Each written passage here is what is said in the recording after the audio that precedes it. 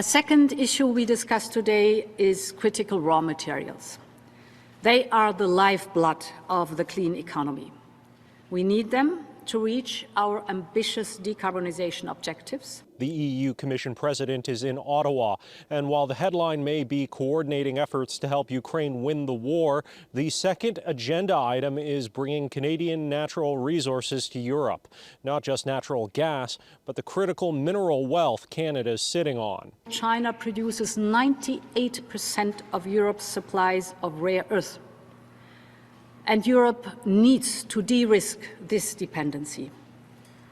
And this, of course, is immediately the reason why Europe seeks to work together with trusted partners. And trusted partners is first and foremost Canada, the only country actually in the Northern Hemisphere with all the raw materials needed to produce lithium-ion batteries. Underlining the message, the EU President and Prime Minister visited a facility in Kingston that recycles batteries to recover those critical minerals.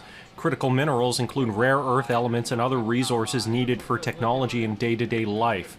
But Canada's biggest strength may also be its biggest weakness. If you look at the time from discovery of a mine through to commencing operations, that period can be 13 years. John Steen says Canada leads the world in worker protections and sustainable mining, but this means permitting takes longer. He notes there's duplication of effort and bureaucracy that could be streamlined, but mining hasn't always been a priority ministry for successive federal and provincial governments. In my mind here, I see this as a once-in-a-lifetime opportunity. Alex Christopher is president of the Prospectors and Developers Association of Canada.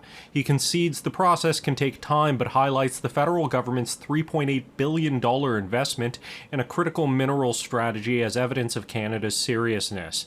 But that doesn't mean there isn't room to improve. And it's really getting through how we actually deploy that $3.8 billion to accelerate development of a number of these projects. I think that's the important thing. And I think it's very important here when we start thinking about not just the mining of these critical minerals, but the downstream processing them as well, right? The isolation of Russia and China, two of the other big players in global minerals extraction, means Canada has a window of opportunity.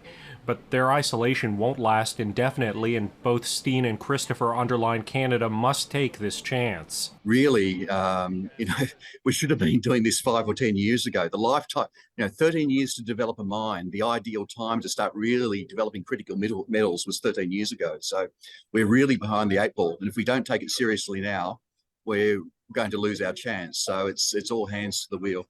In Ottawa, Xiaoli Li, City News.